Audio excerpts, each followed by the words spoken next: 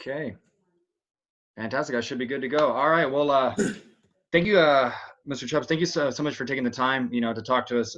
From my understanding, the Texas Central Food Bank is in need of donations. Can you talk? Hmm. Can you elaborate a little bit about that, as how that kind of came to be? Well, and thanks for the opportunity.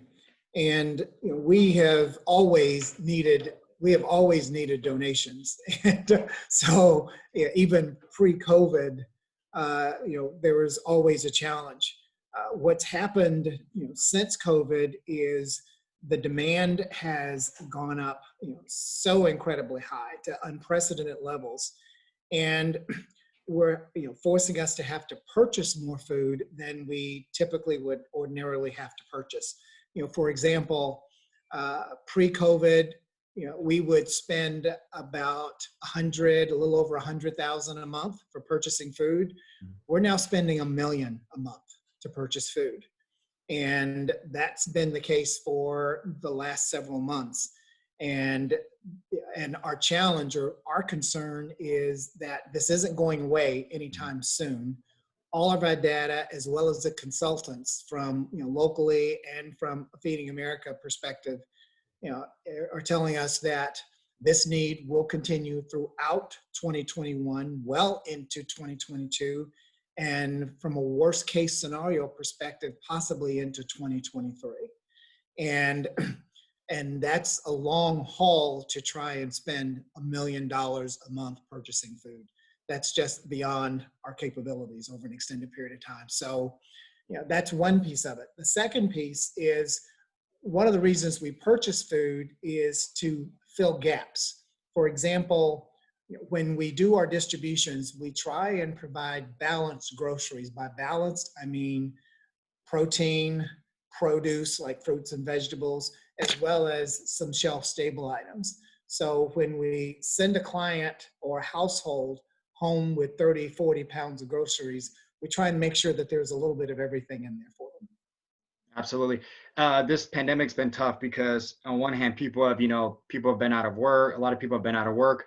People that normally contribute on a regular basis in one shape or form aren't necessarily able to do so this year. And on the other hand, you have the people struggling that actually rely on the Texas Central Food Bank, that now probably you're having more people rely on that compared to to any other year. Just kind of like, how does that balance out?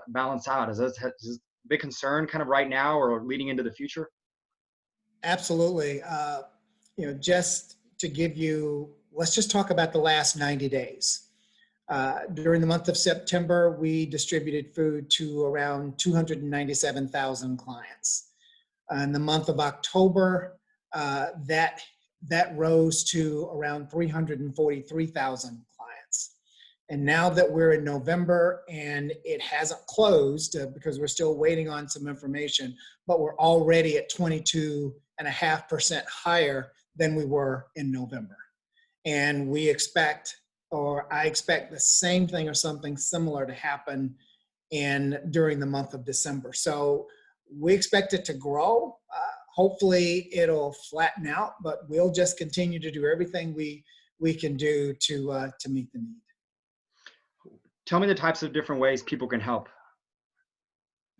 Well, first of all, monetary donations are clearly best. Monetary donations gives us the opportunity to purchase or fill the gaps that we ordinarily might not be able to fill, such as balanced groceries, ensuring that there's fresh fruits and vegetables, protein, and shelf-stable items there as well.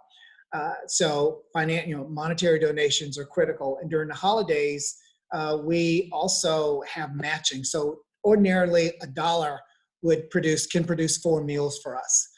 During the holiday season, we have some matching gifts out there, and we can take that $1 and turn it into 8 meals. That's pretty critical. Second is we need volunteers. We've had to minimize or reduce the number of volunteers that we would ordinarily be able to utilize in order to maintain social distancing and minimize the risk for our staff, for our volunteers. So we still need volunteers, to get us through this. And last but not least, help us tell the story. Our hunger was always a challenge for us here in Central Texas, but now it's an even bigger story. And it's not only us. We've seen the pictures and the footage and the B-roll all across the country. And we're seeing the same thing here in Austin. And we're doing around 8 to 10 mass distributions on a monthly basis, in addition to the 50 that we would do on a daily basis. We'll be doing one up in Waco on Thursday at the Waco Stadium. We'll do another mass distribution here in Austin on Saturday at Nelson Field. So helping us tell the story, just like you're doing at KVUE. Thank you, by the way. And the more we can keep this out front, and the fact that this is a need that's impacting everybody in this community in some shape, form, or fashion, I think we'll be able to, that'll help us weather this storm. And it is a storm. Absolutely. Thank you. I guess just last question I have is, we know what the challenges are ahead of us. What the challenge that, you face, tell me some of the good that you've seen this year, some of, despite everything that's been going on. Tell us some enlightening moments you've had where you've witnessed that, kind of reassures you this is why y'all do what y'all do. First of all, there's always been the challenge of when someone finds themselves in need of our services, there's a level of anxiety that's associated with it. It's bad enough when the need arises, but it's even more difficult when someone has to ask for help. And we've done everything that we could possibly do to make sure that when they come to us for help, a significant number of them coming to us for the first time, we're able to say, we're here for you, we're not judging you, and they are saying thank you. Or even if they can't roll the window down, they'll blow a kiss, or they'll touch their heart and say thank you. That means a lot. Additionally, seeing our community step up and support us in this effort. We've come up with so many brand new partners that have helped us identify areas of need that we were unaware of before COVID. And we've had an opportunity to partner more with AISD to help our children who aren't able to take advantage of the free and reduced lunch program since they're not in school and are learning from home. With Cap Metro moving forward and helping us with the Metro Access Unit, knowing that they have riders that aren't necessarily utilizing them, but they've been getting food from us and delivering food to those riders. And the City of Austin and so many other nonprofits and faith-based communities. I think what makes me feel really good is that so many brand new partners to us have literally come forward, and that makes us stronger. And whenever we get on the back end of this thing, and Lord knows, I hope it's soon, I think we'll have a brand new distribution model that not only includes us, but includes so many other organizations across our city to help our friends and neighbors who are at risk. Absolutely. Fantastic. That was well said. Well, thank you so much for your time. Yeah, we'll go with this for the story for, I assume this is for tonight. I'm pretty sure my producers have it for tonight. So again, I want to thank you for taking your time. I'm sure it's a very busy time for you, as it probably always is. But other than that, is there anything else I forgot that you'd like to mention, or? Yes, very quickly. Mm-hmm.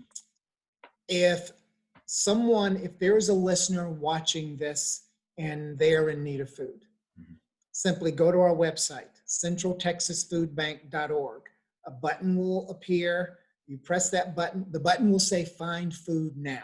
Press that button, a map will appear, enter your zip code, and all the places that we're distributing food will show up on that map. So if you know someone or you yourself is in need of food, it's not bad, and you will not be judged. Step forward and we will do everything we can to help you. Also, you can dial 211 and they have access to our application as well, and they can help you. So reach out and we will do everything we can to assist you. Very helpful tools. Thank you so much for your time. I really appreciate it. And I hope you have a My wonderful day. pleasure. Thanks Thanks. for the opportunity. Of course. Thank Bye-bye. you.